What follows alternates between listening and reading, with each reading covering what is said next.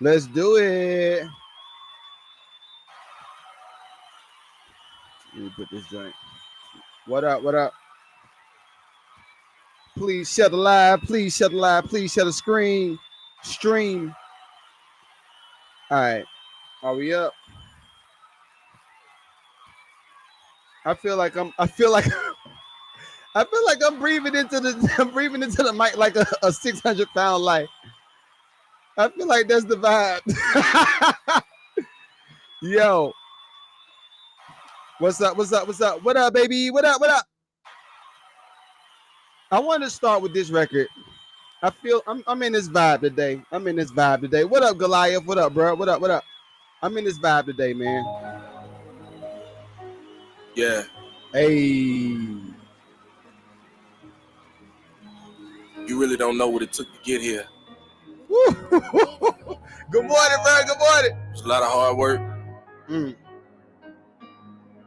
A lot of cold nights. Rock Game, what up? Yeah. Hey, Prince, what up? Tell them ain't no question about it, I'm about to ball out. Faced with so many bills I couldn't call out. No. I mean literally, I was living with misery. All of that negative shit I turned into a victory. Yeah. Had a hard life, just see the scars on my face. You ever been through the struggle, then it ain't hard to relate. Nah. Whatever happened, the bitches play in their part. Fuck them, drop all them bitches, and now I play in the dark. That was a freak show, that's a each hoe. I would probably tell the rest, nigga, I don't sleep though. From the motherfucking wave, I should hit the beach mode. All this pain in my body, now I'm stuck in beast mode. But you know I done asked for guidance for new horizons. Now I think I know my calling with no Verizon. Look at the shit that I done did, and it's not surprising. Went back to the drawing board, had to start revising.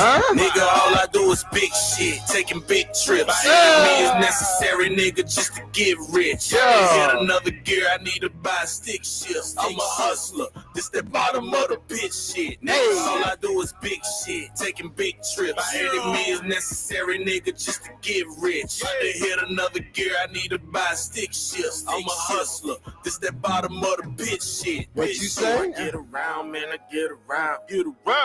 I'm the realest nigga in the town. Yeah. All right, that's it. Going down. Yo. Good morning, good morning, good morning, good morning, good morning. Welcome to another episode of the Man Lucrative Podcast. I'm your host, the one, the only, I got to figure out how to get my microphone sounding more crispier. Not more crispier, more rounder. Goliath, you might have to help me out on the mix on the pre-production. But right now, I feel like it feels skinny. But I know y'all can hear me, so we're going to ride with it. Let me shout everybody out right quick. This is episode 179.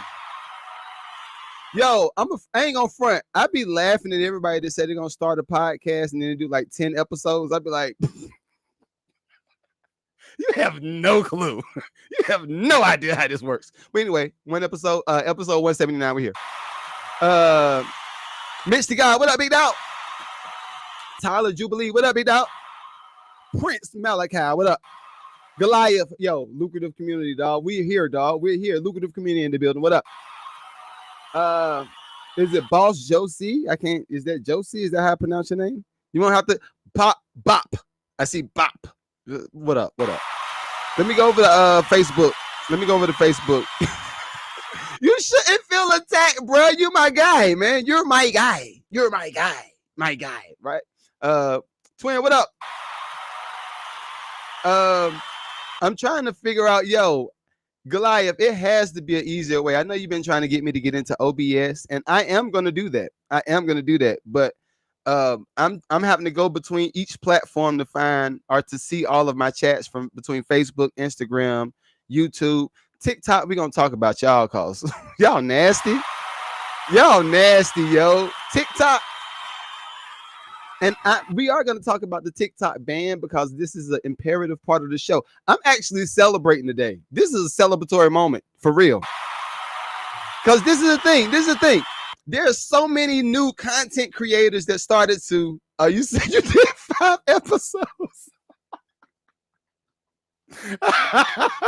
Don't feel attacked, bro. You got me. You live through me. No, you may have personally shot 5 episodes, but we done did 179, huh? Yeah, you my guy. I ain't talking about these other bums. I'm talking about these other bums that say they're gonna start a podcast. Yo, I'm gonna start a podcast and I'm gonna talk about highlights. I'm gonna talk about NFL highlights and I'm gonna shoot and then, man, I'm gonna get 1 million subscribers and I'm gonna be up. And I'm like, yeah, congratulations. Let me see how you do with that. Let me know how you do. Let me know how you do with that. Because this is the thing. This is the thing. And I'm going to try to limit some of my code words or some of my passing words because I watch myself on playback.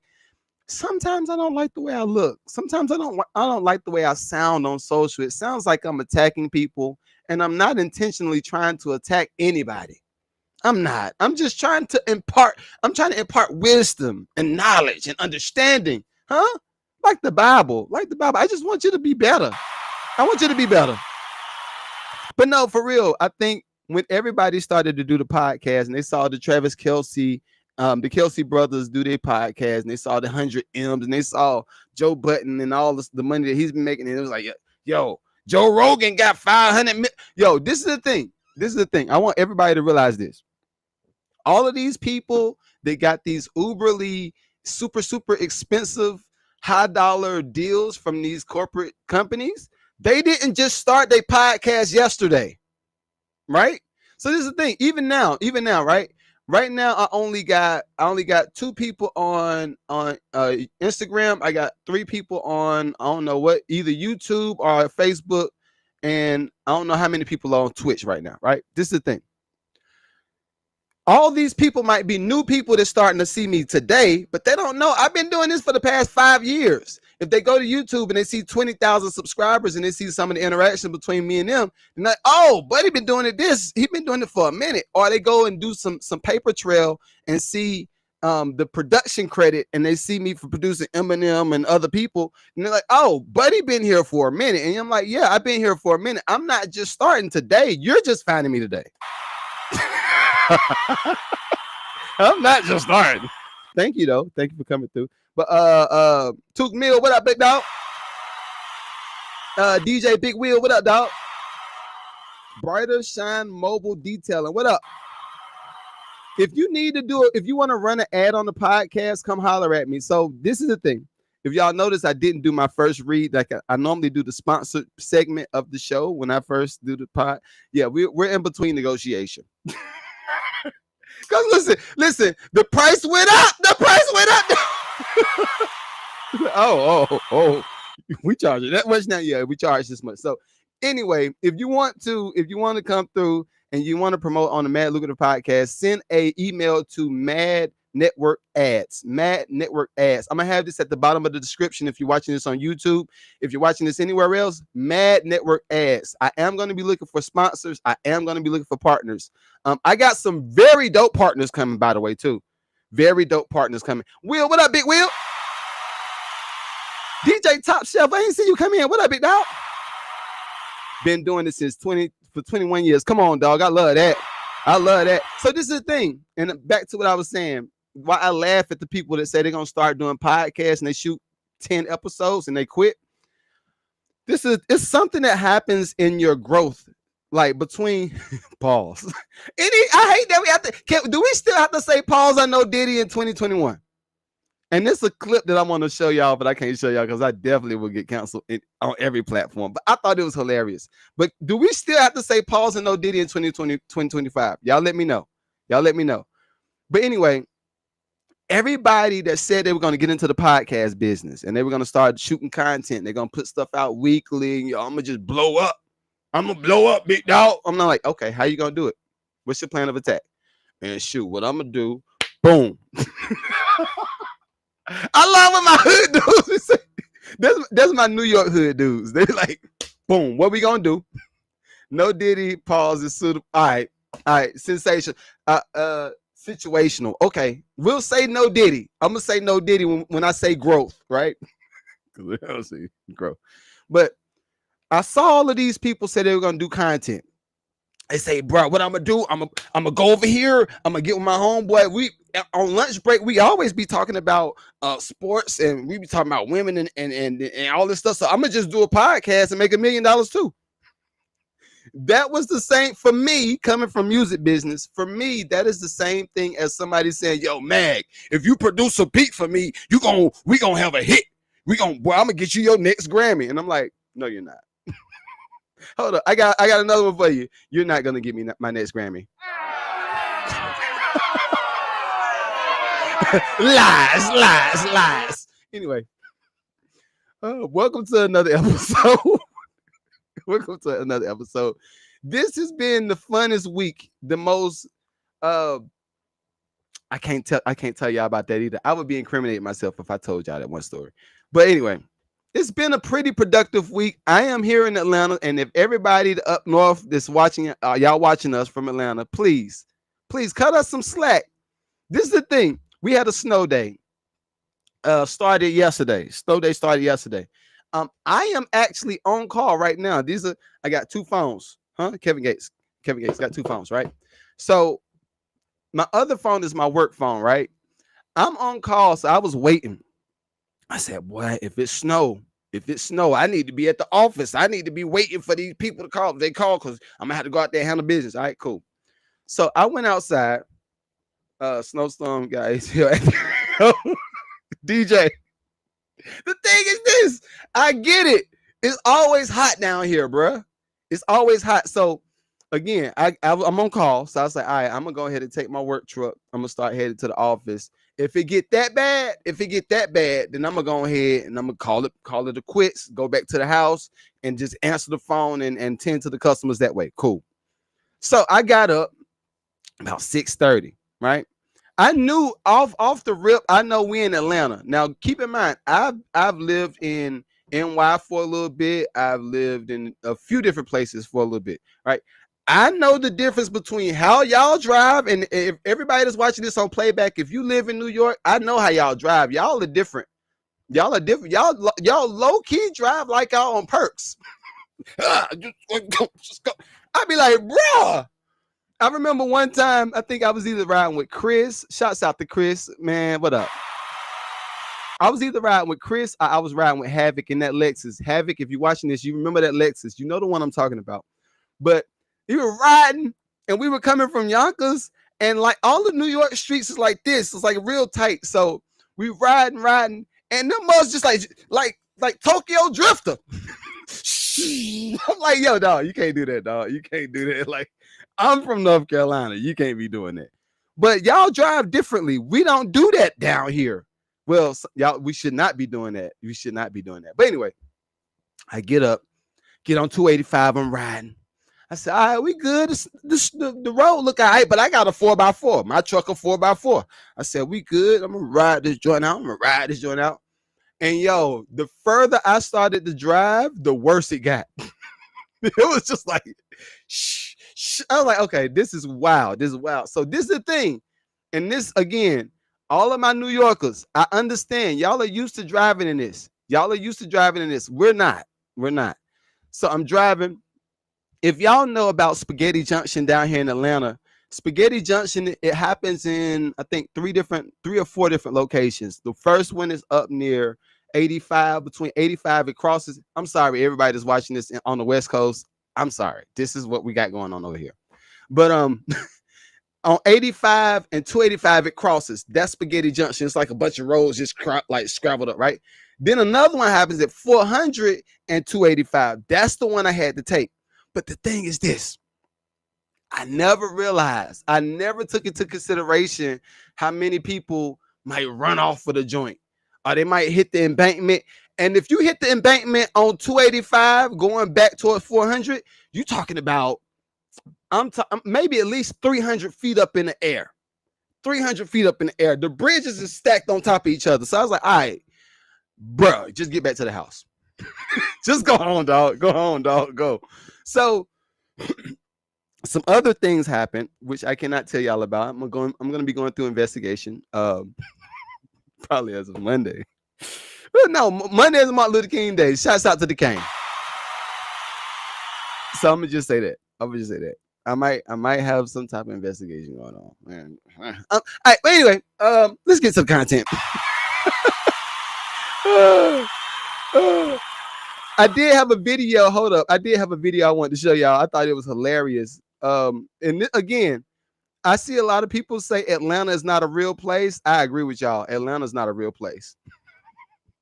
It's not. I want y'all to see this. Look at this right here. Hold on. This is hilarious.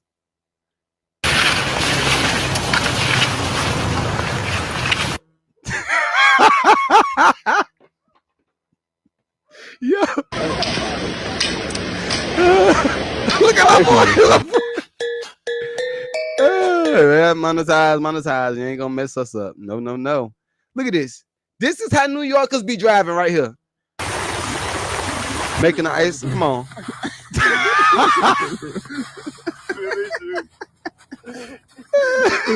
Ooh, look where we at. Oh, he's sliding. Look, he's sliding. Look. I love us, bro. I love us. These folks better stay home. These folk better stay home, indeed. All right, but anyway. Now I got that out the way. Yo, DJ Will, folk just going crazy, bro. I love. So this is a small thing too. I ain't gonna front. I almost had a little tear. Because I felt like we getting a little bit cultured. How many hood dudes gonna get a chance to go to Aspen? How many hood dudes gonna get a chance to go to Aspen and go ice skating and not feel like they playing on Diddy Squad? They did the hood version of the ice skating. That's what they did. It's the hood version of the ice skating. I can dig it. I love it. But anyway, let's get to the real business. Let's get to it. All right. So to introduce this first topic, y'all know I started music reviews. I started back music reviews this Monday. Hey, shouts out to me. All right. So y'all know. Unfortunately, I am gonna say this. I think everybody besides Azai, shouts out to Azai the Great. But everybody that was out there that was doing music, that came and submitted music for music reviews were bums. I'm gonna just say it. They were, and this is what I call bums. Hold on, let me show y'all this. This is something I came up with. All right. So this is my merch right here. See this? Stop making poverty music. All right, it's backwards, but I got that one. Seventh goat. Everybody is striving to be the goat of their family. So that's my merch line. Seventh goat. These are the ones that actually get people to stop and watch and look at you and they say, yo. Before I talk about music reviews, I want to tell y'all about this hoodie. All right. Again, if you want the hoodie, you want the merch, go ahead to the link in the bio. It's right there for you. I might come up with a promo code so y'all get it at a discount, but just get it. Right? So this is the thing. I was walking through Publix. I think it was Publix. I was walking through Publix with my hoodie on. And the funny thing is, all of the white people that see me wearing my hoodie, they be like, I don't know if I should say anything. I don't know if I should. Should I look at them? So what I noticed, and fellas, if you are a person that don't mind the energy, if you don't mind the people coming through and talking to you, right? Wear that hoodie. The baddies, they like the hoodie too. Everybody likes the hoodie. But this is the thing. What happens is I notice people be staring. They'll stare. They'll walk down the aisle a little bit. And they'll stare a little bit. Then they're gonna say something. So what is poverty music? I say, what kind of music do you listen to? What is poverty music? I say, well, poverty music to me is any type of music that takes away resources from a community.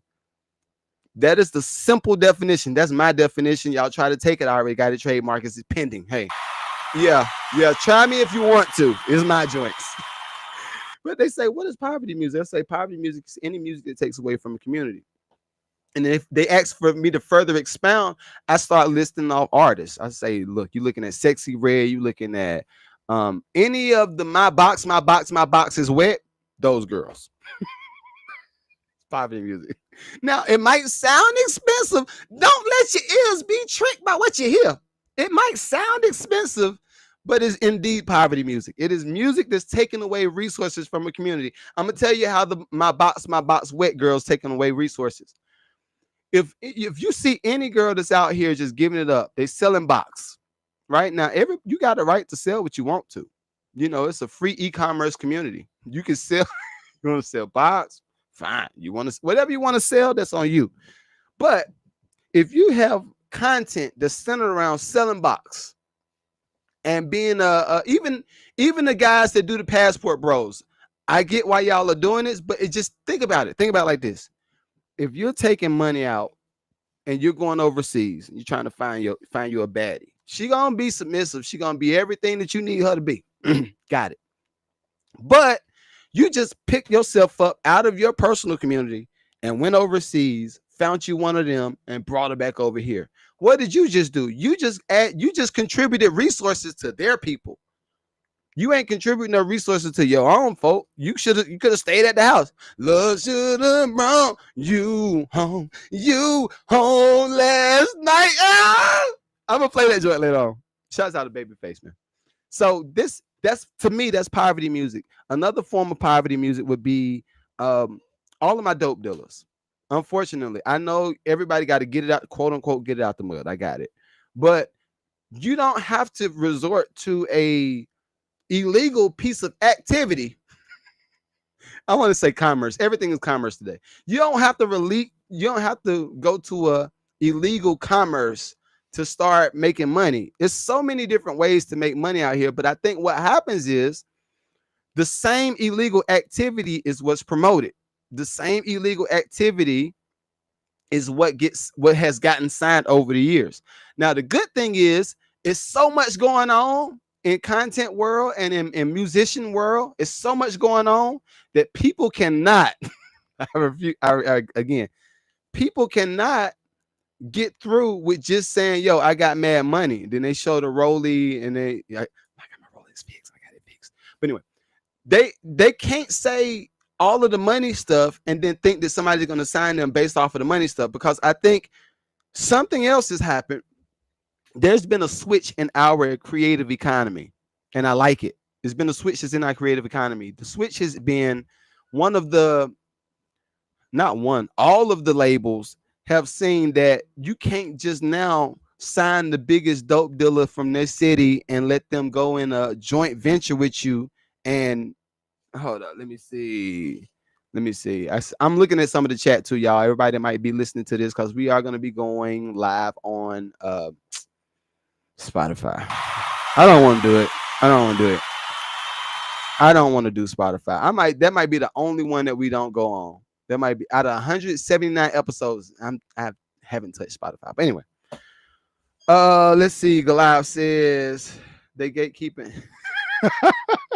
They're not gatekeeping. I escaped the other. Goliath says, but the box at the house be disrespectful. The box at the house do be disrespectful every now and then. So this is something else. And I don't want to say this like this because this is not the Lucrative Love podcast. I would normally say this type of statement on the Lucrative Love podcast. That is my other podcast that we shoot on Tuesdays live, me and Unapologetically K. Y'all make sure y'all come through if y'all want to see that. But what I'm about to say is something I would normally say on that podcast. I think that women are officially starting to feel it. I think they're starting to feel it. And I think it's a good thing. But when I say they're starting to feel it, I'm talking about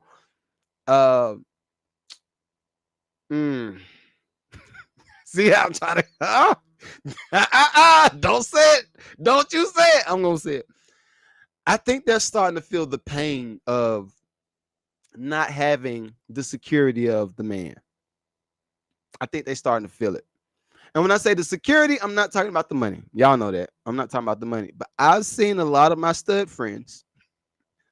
I was told I could call them that. So I'm stud friend. But I've seen a lot of them now start to struggle with the stuff that the men normally do. I.e., y'all know how to, especially my manly man, y'all know how if something happens at the house, you're going to at least try to figure out what the issue is, and then you're going to try to fix it. Case in point, if you got an issue on your roof, because this is the situation that I've heard the most recent, stud friend of mine, she had an issue on her roof, and she was like, it can't be that difficult. I mean, it's just this, and that. Can you come do it? I said, no. I can't come do it. I ain't getting no, no, no.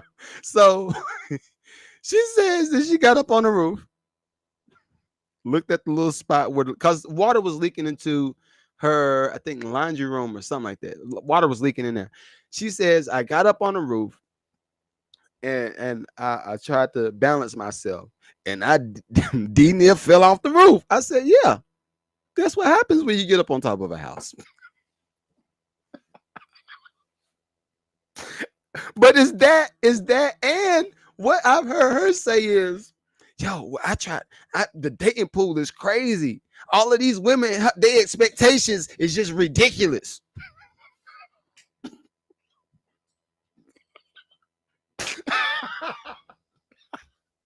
I said, yeah. I said, welcome to our world. This is what we dealt with this is what we've always dealt with. So I think they're starting to feel the pain. So what I say is this. It's another girl. I can't remember her name. I'm sure all of y'all have seen her. It's a girl. She's cute, but she's light skinned. She always talking about how what's a man's role and what's a woman's role, and women don't need to do this. And if you don't want a man, just let him get you pregnant and then go live by yourself or whatever. It's some toxic stuff she was putting out there. But what I want to say is this. I think all of those people are starting to feel it. Thank sweet baby Jesus. Thank Martin Luther King. Thank Malcolm X. Thank Farrakhan. Thank everybody.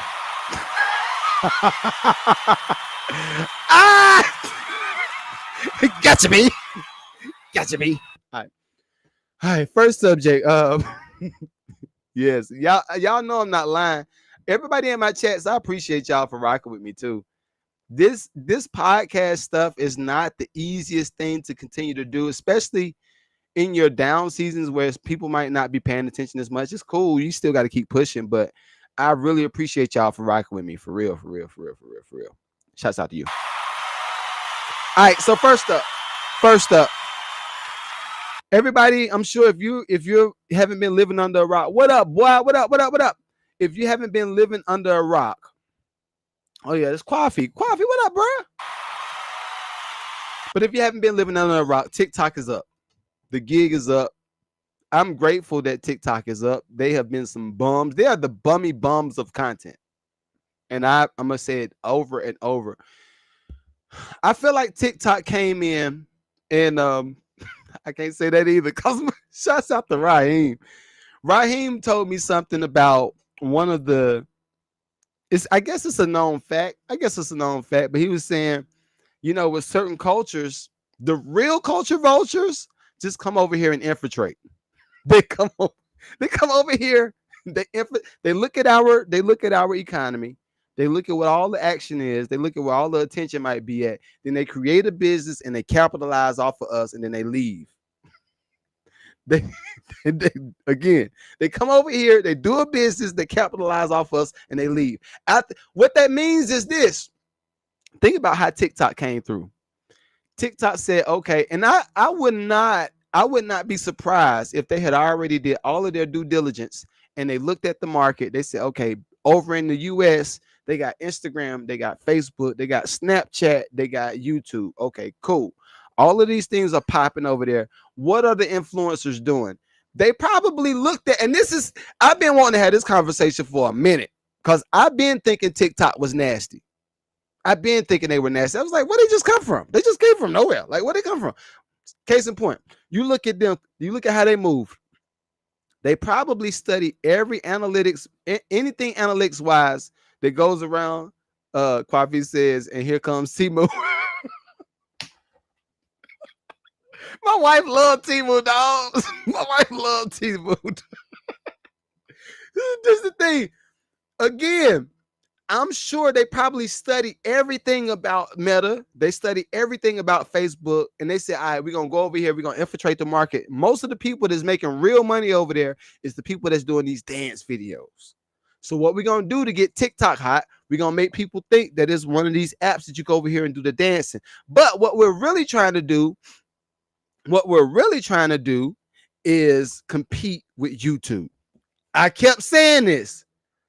I said they're really trying to compete with YouTube. If they're going to compete with YouTube, then they're going to come up with an e-commerce version. They're going to come up with long form content. They're going to come up with other ways to put content out, right?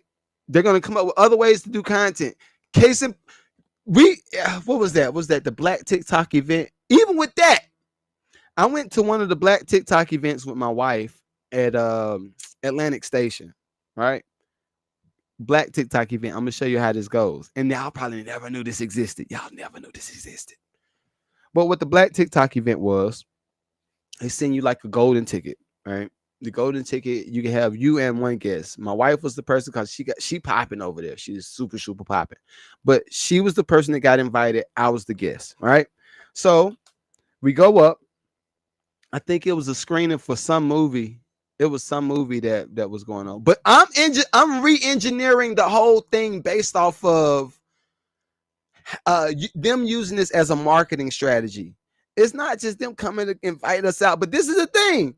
Most of the youngins that was coming to do the event at the Black TikTok event, most of the youngins were just like, yo, I'm here. I want to take these pictures. They got the step and repeat. Everybody that don't know what a step and repeat is, that is the backdrop that has different companies on it. So it might be like TikTok, then it might be like Apple, then it might be like Coca-Cola, then but it's the same print over and over and over and over on the backdrop. And people normally take pictures in front of it, in front of a red carpet or on the red carpet. That's called a step and repeat.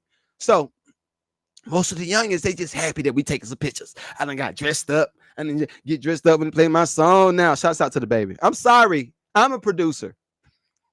Anything I say, I'm going to have a song that goes along with it. That's just how I am. Get dressed when they play my song now. Where's the baby at? Where is the baby at, by the way? Can somebody check on the baby, man? I need to drive to Charlotte and somebody need to check on the baby. But anyway, back to the TikTok situation. All of these people, all of these influencers, when I say influencers, we talking about people that got 1 million followers. We got people that got 100,000 followers, 300,000 followers. All of these people are in the same space, right? All these people in the same space. TikTok invite you out there. Once they invite you out there, they say, all right, what you need to do is, just go ahead, take your pictures. We already bought popcorn. We bought the sodas and everything. We already got everything. All you need to do is just enjoy yourself and let us know how you like the movie. I'm thinking like this. Oh, these mugs is cold. They cold with it. What's probably happened, and there's more stuff that happened at the event. Like they had an after party. We had the hors d'oeuvres. They had the what's it called, Recalam, and they had all of these. It's nice private event. They rented out the whole space, venue, dope in Atlanta. I never knew the venue it existed in Atlanta. I never knew it was there, but TikTok rented out all this stuff. And then they said, all right, so all you need to do is make sure you record, post yourself, you do all this stuff. Let me know how, let us know how y'all like the movie. What probably happened on the back end of this, what probably happened on the front end and the back end of this is the production company, i.e., I think it was a movie that was from Fox. But everybody had to post their stuff. Fox probably paid them to get all of these influencers. The top influencers probably got paid an additional amount for just showing up. And I said, oh, they're doing their due diligence, because what's going to happen is, and that's what's happening now, everybody is going to be complaining about how, TikTok has been so good to me. Lord Jesus, TikTok been so good to me. They're going to cut off my money. I've been told y'all they're going to cut the money off. I told y'all they were going to cut the money off. But everybody said, man, you just need to keep posting. No, it ain't just, yeah. Now look at you. Shouts out to Kanye. Y'all remember that song? But so that's the thing. They came in, infiltrated the market. They probably made, I don't know how many billions of dollars. Now they say, all right, cool. Y'all trying to pressure us into selling the company. We're going to just ride out. We made our money. We're going to ride out. And now all of your top influencers that live over here, they're going to be complaining about how you are trying to be too tight on regulations. No, this was already a play. This was already in play, y'all. Now, there's another catch to this, which I'm not going to talk about on the podcast, because I think that I will definitely get banned, and I'm not trying to do that. And this is another thing. Another thing. I started music reviews Monday, right? And I'm only anybody that wants to sign up for music reviews, I guess this would be my PSA. Anybody that wants to sign up for music reviews, I'm only doing it on the first and the third Mondays of each month. The first and the third Mondays. What I'm doing is to do the regular review. If you want me to listen to the music, give you the feedback, we go chop it up, whatever. It's $20. If you want to cam up with me and you physically get on camera and we talk about your music, you tell me about the psychology of why you pick that snare drum and how this person was the feature and they blessed you and you get reposted and you want me to help promote you, that's $40. But I also have something else. Say, what's that? Yeah. We rolling. This year I'm offering sponsorships for music reviews. What that means is this: if you have an album, if you have an EP, if you have even a project, because I don't want it to just be music reviews. Of course, I'm calling it music reviews because that's the dominant thing that it is. But if you have a film, like a short film or whatever, and you're trying to promote it and you want to get it in front of an audience and we talk about it live, hit me up. I am offering sponsored music reviews. All right. Let me know. I'll be here for you. But what I was saying is this. I went back, started doing music reviews Monday.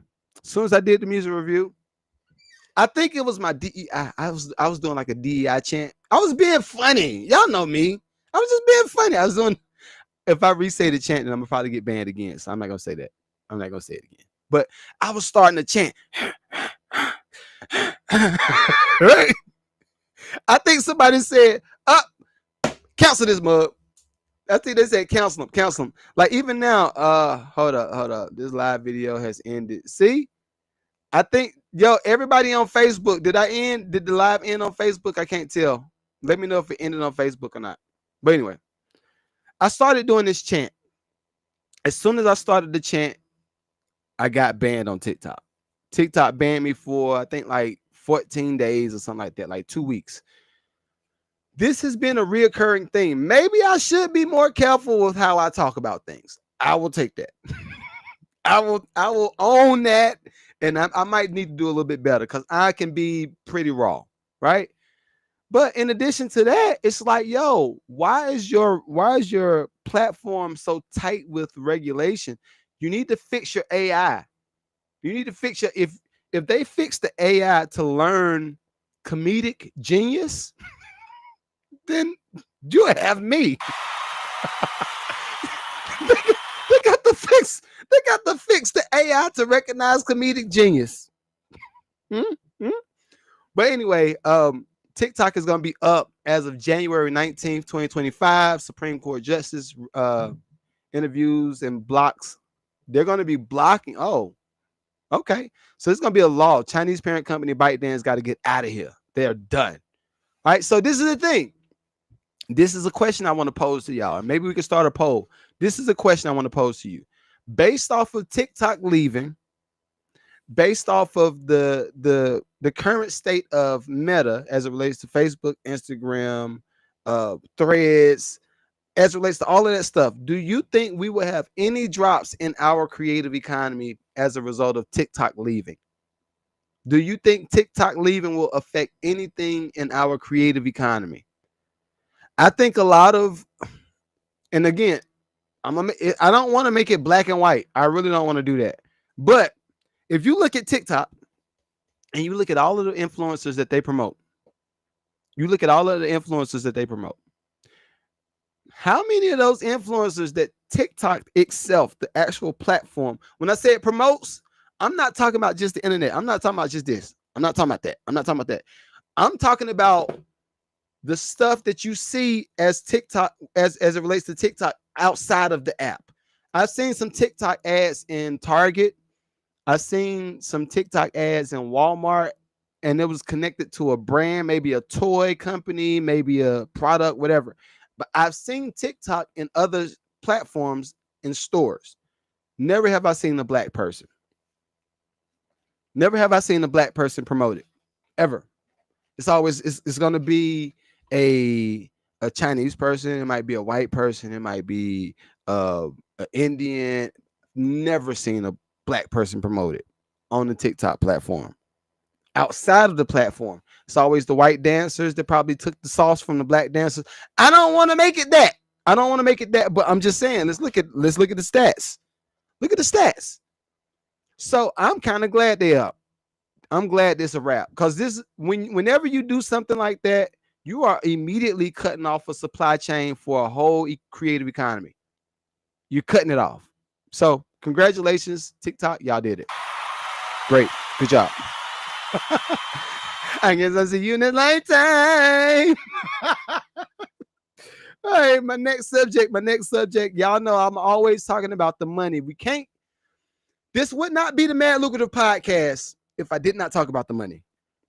It would not be a podcast mad lucrative, because everything lucrative and mad means, oh, we mad. Oh, anyway, let's talk about this. I've been talking about struggling artists and struggling musicians and struggling creative people for the longest. I want to bring this guy to the stage because I believe that this is a teachable moment, because everybody thinks because you get hot, you making money. You get hot don't mean you're making money. It's a whole different aspect that exists. Something I want to bring out before I play this clip. I think I can't remember, Alvin from the Cosbys. I'm gonna just say that. Y'all know who I'm talking about when I say that. But Alvin from the Cosbys, when I think Nicki Minaj shot him some money, and then a few other people shot him some money. Tyler Perry gave him a job and all that stuff. Great. The issue is this: you could give somebody money, but if they don't have any financial sense, or they don't have any financial know-how, how to make the money grow, then the joint's gonna be struggle. They're gonna be on struggle bus forever. It's gonna be struggle. So the Alvin guy from the Cosby Show was saying, well, even after Tyler Perry gave me the work, I was like, man, I still had money issues. This is the thing. You will forever have money issues if you don't know how to deal with, see, that's my other phone. If you don't know how to deal with the ups and downs of your emotional distress, if you don't know how to deal with, yo, Derek, what up, big dog? What up? Hold on. Let me get that boy a clap. Mr. Make It Home, yo, y'all need to follow him. Mr. Make It Home, he is hilarious. That's my guy. I love you, guy. Pause. No diddy. All of the above. All right, so this is the thing. If you give somebody some money, say I give you 100,000, right? Say I give you 100,000, you've never touched 100,000 in your life. The first thing that I would do, if I were you, is try to find somebody that's been making 100,000 plus for years. The first thing I would do, I would find somebody that's been making 100,000 legally. Gotta put that in there. I would find somebody that's made 100,000 over and over for years and get them to mentor me. If I were you, all right, that's the first thing. Because what's going to happen is the person that's been making 100,000 for years are going to advise you from the standpoint of, I've been had this.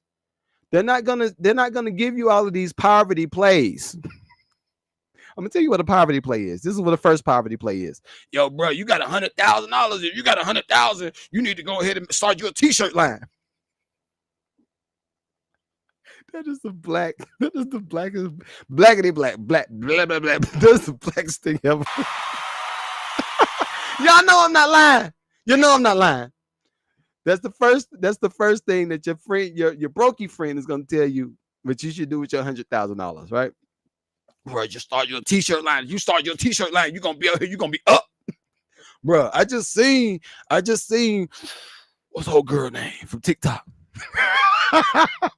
I just seen old girl from TikTok. She was doing she made like 100,000 in one day. 100,000 in one day. So if you got 100,000 right now, you put some money in some t-shirt, you're gonna make 100,000 too. You're not. You're gonna be broke. You're gonna be broke. I promise you. You will be. If you listen to all these poverty plays, another poverty play, boy, you need to just start your car wash business. I'm sorry if you started a car washing business.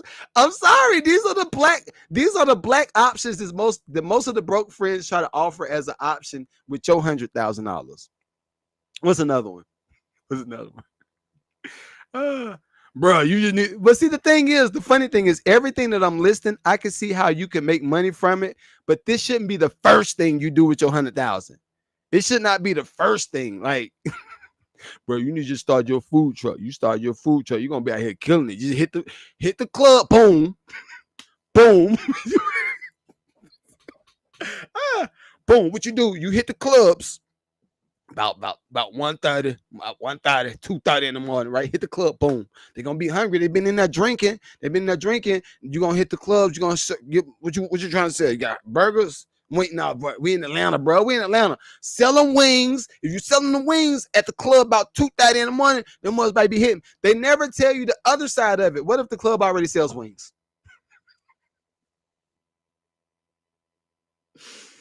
Oh, stupid leading stupid. Bro, so I tried to set up right outside of Magic. I ain't know. Magic been had the wings, bro. They said, man, the manager actually told me that I need to leave the premises. So I need to go park over at the Walmart. Anyway, if you get $100,000, don't listen to the person that's never had $100,000. Listen to the person that's been making 100,000 plus over and over and over and over. Because I guarantee you what'll probably happen. The conversations are different. The person that's been made $100,000 over and over per fiscal year, and it's, oh yeah, we did 100,000.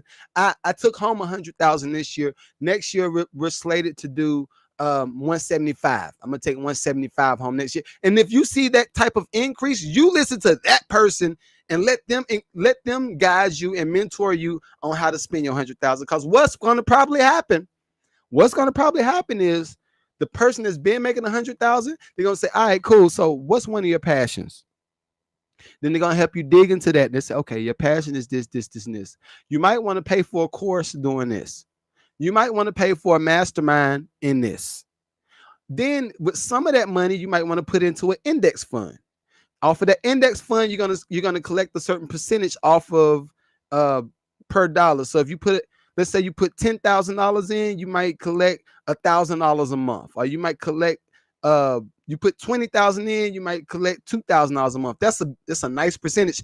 But the people that's been making 100,000 is gonna know how to they're gonna advise you properly on how to spend 100,000 that you just made. Now, going back to this subject before I play this video, I think that's what's been missing in the creative economy. That's why I created this podcast right here. That's why I created it. That's why I created the Mad Lucrative podcast, because it's been so many musicians that just end up broke. And they don't end up broke purposely. I think they end up broke because they didn't know what to do with the money when they got it.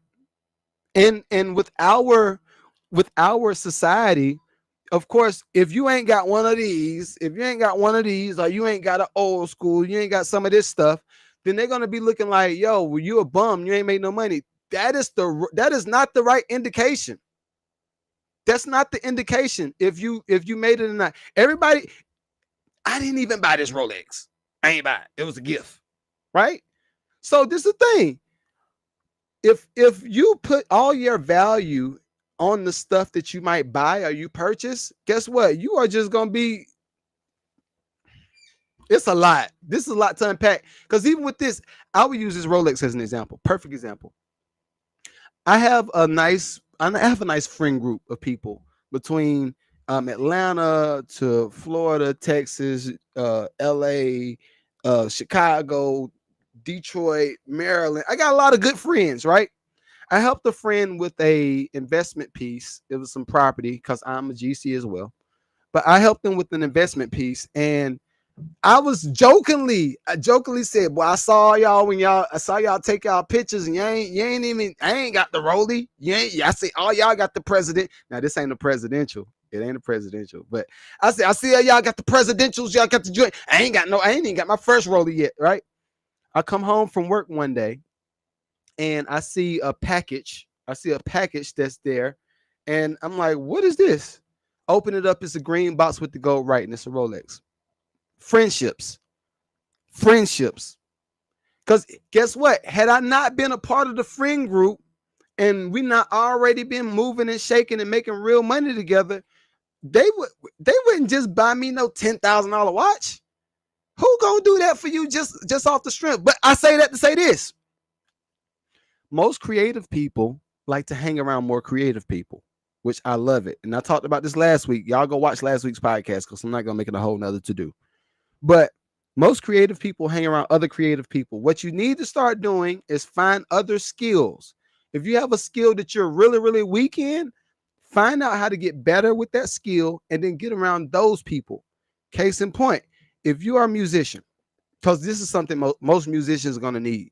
But if you're a musician and you're trying to figure out how to market yourself, what you need to do is try to take a class on marketing. Ta-da! Take a class on marketing. Learn the psychology of marketing. Learn the colors that stick out that make people want to buy. Learn the different times of day that people are having their spin cycle. I think that's what it's called. I don't know. It's something like that. But the times of day where most people spend money. Is it on the weekends? Find all of this stuff out. Learn the marketing aspect. Now you have another skill that you can get around these people with. So you group that skill with your creativity and you're going to make money forever. You're going to keep making money forever because those people, hey girl. But those people are going to be the people that's going to be like, yo, have you ever thought about doing this? Because they don't see things through your creative scope. The money people don't see creative all the time. Money people see money. And that's what creative people need to see. How to get to the money. So anyway, I want to review this video. Einstein, hey girl. Tall glass of milk. I was gonna say wine, but it's not wine. I'm fasting. All right. Anyway, let me bring this clip to the stage. I think this is a good clip that we can cover, and there's a lot of nuggets in here that we can pull from. All right. I'm still struggling trying to make a living. After 30 years in this business, I've been in this business and making films now over 2 decades, and still, with 2 Oscar nominations, many big blockbuster films, and yet I'm still struggling financially to make a living. I'm definitely underpaid. how has Hollywood changed in terms of African representation in what you see since you started out to what's being produced now? I was nominated for a Golden Globe, but they ignored me for the Oscars, talking about the fact that they thought that I just came off the boat and off the streets. Even though I successfully did that, they just didn't feel like I was an actor for whom we should pay any respect to. So this conceptual idea of diversity, it still has a long way to go. Systemic racism don't change like that anytime soon. Growing up, you're one of the first big black actors I saw in big budget films. So it's mind-boggling to me. But that's a sign for you that systemic racism is not something that you can deal with lightly. You have to cope with it and survive the best way you can. I'm still struggling trying to make it. All right.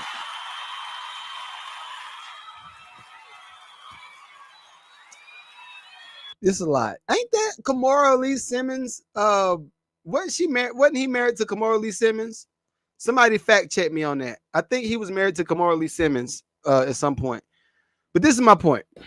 All right.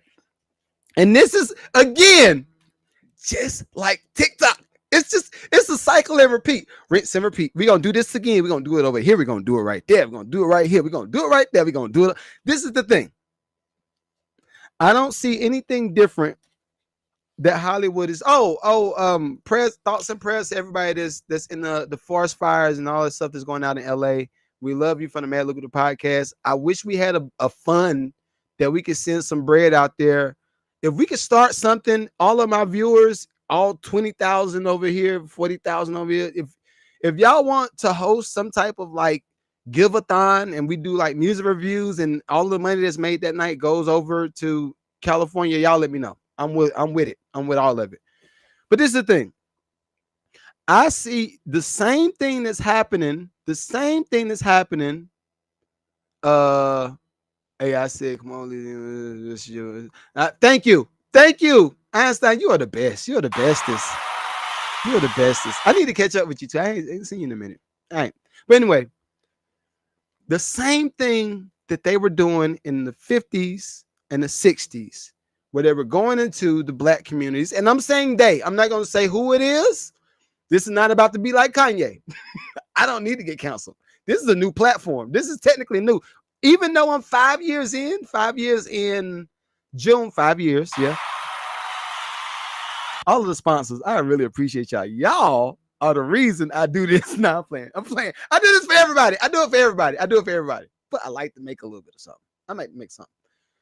But the same thing that was happening in the music business between the 40s, 50s, and the 60s, where they said, oh, all right, cool. We're going to go to Detroit. We see, oh, y'all doing all this stuff over here.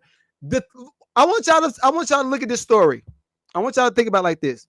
And this is why I say it's a rinse and repeat type of cycle situation. You look at everything that Quincy Jones was doing, right? You look at everything that they were doing over at Motown and Stax Records and all of these small independent labels, right? They got all of these people from the community. They trained them. They did the artist development. They got them hot. Even if you think about the whole idea of James Brown and everybody that's in that era, right? Think about all of them. They got hot in their own community, started making money in their own community, cycled the money through their own community, did the tours in their own community. Only for a corporate monster / corporate bank to come in and say, all right, look, we CBS, I see what you're doing over here. We want some of that. We're going to offer you, what we going to offer them? We're going to offer y'all about, we're going to give you $1 million deal. $1 million went a long way back in the day. $1 million went a very long way. So you think about how they took the money. CBS gave the money to somebody like Quincy Jones, or I can't think of the other guy right now. I'm sorry. Berry Gordy, right? Get all this money, put them over there. Now, anything that y'all do, we are going to eat off of y'all. I.e., this is the first 360 to me. Because anytime they signed the label, they inherited all of the artists that was signed to the label. Anytime, again, I'm going to repeat it because I think I be talking too fast sometimes and people be like, yo, you should just slow down. I'm going to slow it down. Anytime one of these corporate companies will come in and buy a label, they inherited the artist from the label. And they also inherited the publishing and the royalties and all of this stuff from the label. That's why a lot of these artists would die broke.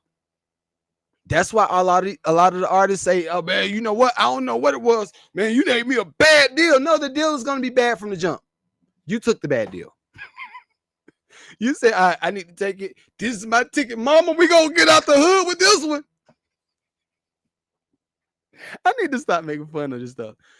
But this is what happens over and over and over and over. So the same thing that happened with the musicians in the 60s and the 70s and the 80s and the 90s all the way up to now. Well, not now, because now I think a lot of people have gotten smart, but they're changing. They're changing how the business is going to go. So they did these things. They hold the publishing. They own the masters to all these artists. Great. Now the artists got to find how to make some money to buy the masters back. I.e. like Puff. They were like, oh, Puff, man, Puff so nice. He gave me the masters back. No, he's trying to he's trying to change his image. He's trying to clean the image up so y'all wouldn't say too much bad stuff about him, because that's why he made y'all sign NDAs.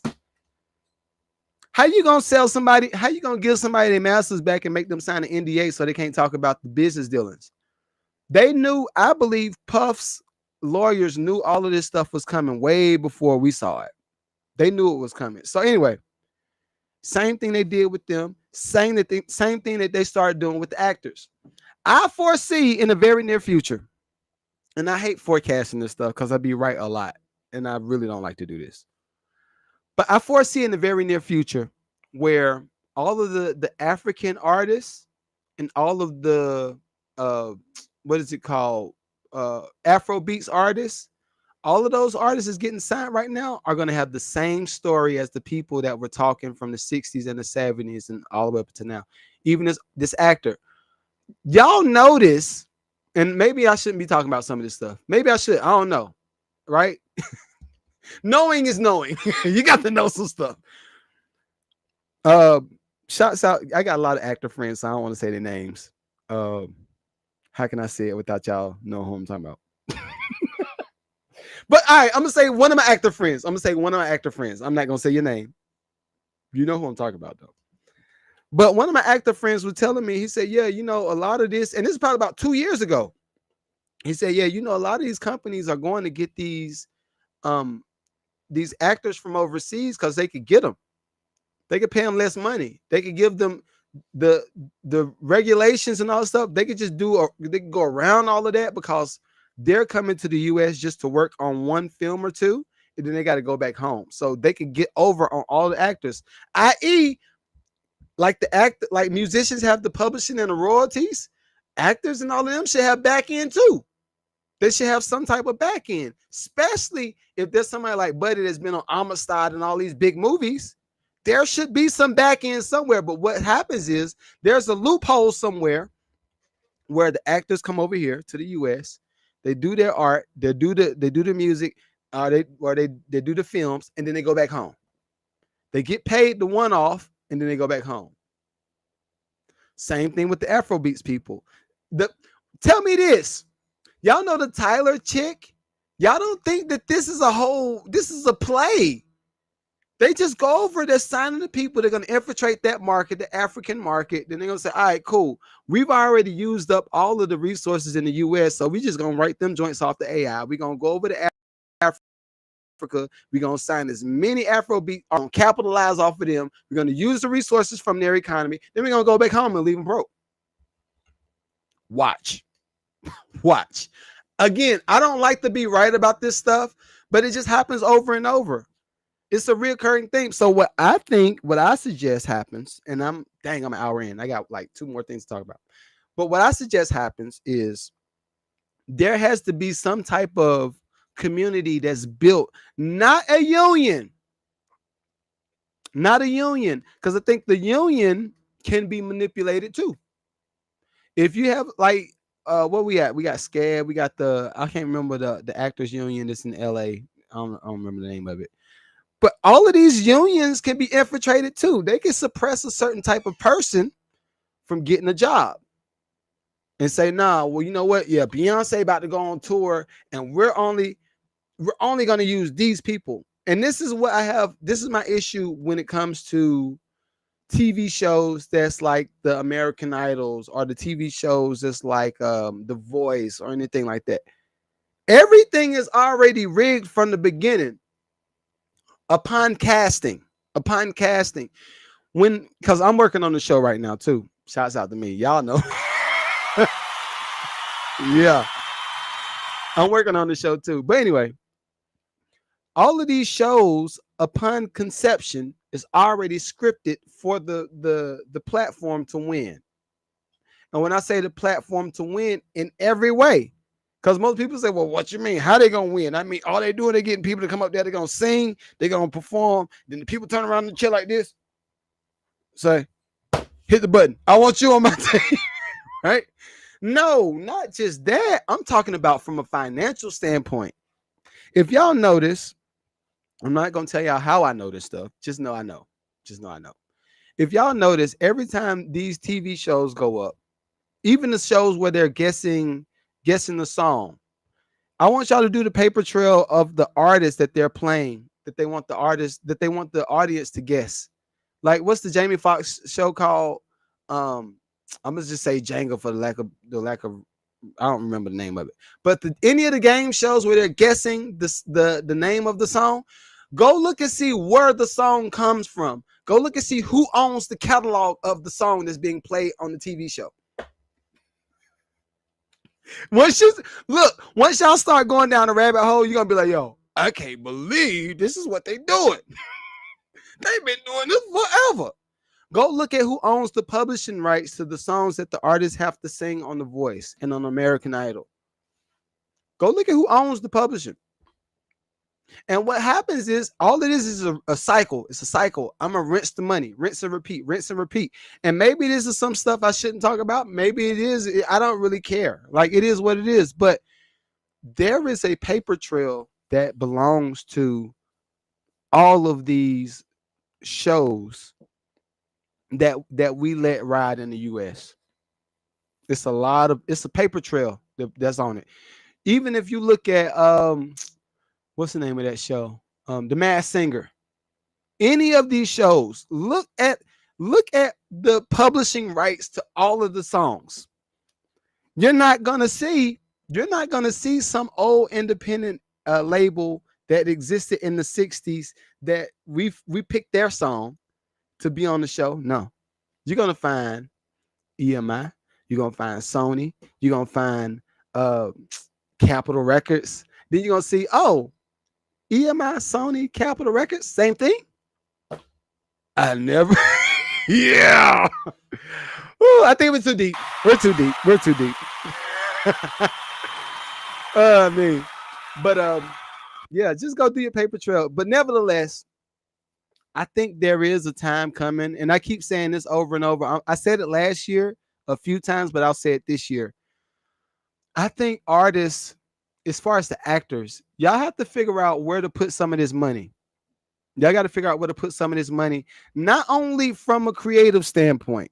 Like I said, when I first started this whole spiel, sometimes you might need to put some of that money into an index fund, maybe 10% an index fund. Maybe you need to put another 20% into real estate. Then you might need to put another percentage into some type of creative venture that you're working on right now. So you have, I don't know how many sources of income does the Bible say you need? I think it's like 8, it's 7 or 8 sources of income streams. You got to put your money in other areas because you will not always be hot. Them folk are not going to keep calling you to come do these movies. Just keep it 100. They're not going to do that. All right, let me see what I had left. Married Men, Power and Music. I guess we could talk about that. I got a few minutes. Just an hour or 6 minutes. All right, we got a few minutes. All right, let's go here. If anybody got anything in the chat, let me know. We're about to start wrapping up in a hot second. I'm gonna bring Tyree's baby mama to the stage. Samantha be spicy. I know Tyree's probably be watching her stuff, be mad, but she be talking. I like how she talks though. I ain't gonna front. I like how she talks. But check this out. And make more money and have more power. Here's why. Let's get into it. Did you know that 85% of millionaires and 86% of billionaires are married? Did you know that married men, family men, or men that are seen as family men, make an average of 20% more in their lifetime than bachelors? Did you know that businesses and employers are more likely to hire, invest in, and do business with married men? You want to know why? Because research shows that married men are seen as loyal, committed, disciplined, faithful, and have an overall positive association and family. That is not how they want to see the men in our community. Let's get into it. Whether you believe it or not, I believe there is an agenda to promote singleness and promiscuity in our community. And that agenda is pushed through our music. The music that these organizations, these powerful organizations decide to get behind, reflect the mindset that they want to see within our community. Aggressive, criminal, sexual deviancy, undisciplined, untrustworthy, lacking commitment, lacking loyalty, fathers creating children they don't want to take care of. That's how they want to see you. Music is a way more powerful tool than you think, family. Look it up. Lies of our culture are perpetuating a cycle, mindset that keeps us at the bottom. No, it's not a coincidence. Married men make more money and have more. I'm with her. Now it's a catch-22 to it too, though. Eddie J, shouts out to you for sending me that video. Anybody that starts to send me clips, I'm gonna shout y'all out. Some of y'all asked for me not to say your name on the podcast. So I won't say your name just to be respectful. Let me see what Einstein says. AC Stein. I want to call you by your government name, but I ain't gonna call you by your government name. There's nothing new past slavery. There's family structures, main. Yeah, so I agree. That's what I was gonna say. Shouts out to you. I feel like the whole business, again, that's why I started the whole No More Poverty Music merch line. That's why I started that. That's why my 501c3 is called No More Starving Artists. Right? That's why all of this stuff is correlated. It's all together. What I've noticed, if I look at my sisters, I love my sisters. I really do. What's the Glorilla song? What's it Glorilla song say? Something with the I don't need a nigga or something like that. I can't remember what she said. Something around that, right? If you notice, all of our content has been that for the past, and as much as I love 50, I love 50. Like 50, yo, you are the best. All of the information, all of the short mentoring, I'll call it mentoring now. But all of the information that I learned while I was working at G Unit or working on records for G Unit, because I don't never like to say I was an employee. I was no employee. No, ain't nothing wrong with being an employee. I'm an employee now. I'm an employee now. So it's a joke. It's a joke. It's a joke. But everything that I notice is everybody from rap world is trying to get a bag, which I get it. You want to get a bag because you want to say, "Mama, we made it." You want a Maserati? No, what's the new one? What's the new one? You want a Cybertruck? Mama, we made it. Here go your Cybertruck. I get it. I like that. But at what expense did you get the Cybertruck? Who did you have to step on? Who did you have to say something bad about? I don't, even with a few of my people, friends, I don't like how they talk to their girlfriends or their wives. I don't like how they talk. Because this is the thing. I feel like everybody deserves a certain level of respect.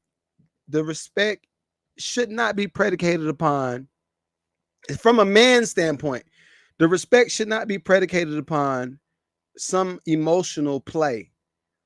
I feel like that's the gift in being around women. They have the ability to tap into a certain deepness of emotional, and their thing should be teaching us some of the emotions. That's how I think, right? So from a man's standpoint, unfortunately, I'm a little stoic. I think like a man, meat and potatoes. Got a flat tire? I need to get a jack. Like it's basic stuff, right?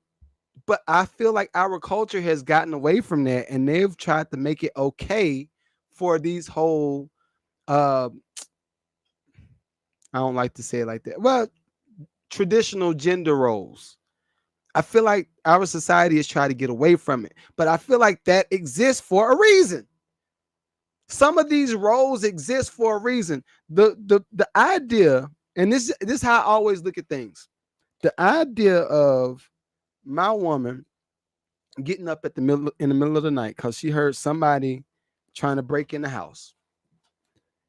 If she get up and I lay in the bed, that's a problem. I got a problem with that. Because I feel like that is a part of the protecting. That's the part of being a protector. But now we got the girls that's doing the gun videos, and I like it. Some of the stuff is dope. I like the content that they shoot, but in the nucleus of the whole situation, I'm like, no, there needs to be some type of family dynamic that exists where she's protected and the man comes to be the man. Now, I also feel like the man is a direct reflection of God and the church. Right? If God gave us Jesus, Jesus died for our sins, right? We all know the story. If he gave us Jesus, he died for our sins. That was the ultimate sacrifice. Got it. If we are supposed to be the head of the whole family and the structure, but we're the head of the structure, I feel like the whole idea of partnership, I don't want to get canceled for this, but I'm gonna just say it. I feel like the idea of partnership will always be imbalanced. It don't exist. It don't exist. The reason I say it don't exist, they're not built to take stuff the way we can take it. They're not built for that. They're built to be soft and give me a hug. And I'm not sexualizing the women. I'm not doing that. I'm just saying, like, there are specific things that's supposed to exist for a reason. So I think the more our society keeps pushing, yo, well, no, girl, go get your man. You don't need a nigga. Yo, I'm on someone that man. But even in this, with the fellas. It's the same conversation. Bro, I mean, if she ain't doing this, and then you need to cancel that B because she ain't. No, all of this stuff is toxic. It's all toxic. All it does is push us apart over and over. It's a cycle of you go your way, you go that way, and I'm gonna do whatever we do. But this is where I want people to just start thinking about. Just start thinking about this. If we keep going on and on and on and on like this for the next 15, 20, 30 years, where does that land our whole community? Where does that land us? I can tell you where it lands us. It'll leave the kids broken because now the parents have been going back and forth, not really trying to be unified, not really trying to build something together. From the standpoint of if it's a partnership, I like to do it like this. If it's a partnership and it's a husband and a wife working, right? Let's say real estate. I think that's an easy one. I think I can paint the picture a little bit easier. You go into real estate. If the husband is the contractor, he goes to work on the properties. The wife should naturally do a lot of the paperwork. Now, should she be aware of what goes on in the field? Should she be in the know and know, okay, no, you're putting that toilet in wrong, or you're putting that drain in wrong, or that electrical socket don't belong right there. It's too low. Should she know the stuff? Sure. Should she have to do the work? No. I don't feel like that belongs. But see, I get attacked just for saying that. Because no, I mean, if she want to do that, but for me, it's like it's all a part of protection and provision. It's all a part of protection and provision. Notice I ain't said nothing about money. I ain't said not one word about money. Protection and provision, right? And I think what's happened is our society has made people think whoever has the bigger bag is the person that's in control. In a lot of situations, that might be the case, but in a marital situation or in a dating situation, everybody should be trying to figure out, okay, what is the puzzle piece that I'm adding to the puzzle? How am I finishing this puzzle with you? And I feel like we've gotten away from that part of it. And that's the irritating thing for me. I really despise all of this stuff. It's just counterproductive, right? So anyway, that's why I started the Lucrative Love podcast. I'm trying to bring people together. I want these people dating and relating. You know what I mean? That's why we got the Mad Lucrative podcast, because I want y'all to make some money from your art. That's why we got the Lucrative Music Festival coming to NC, man.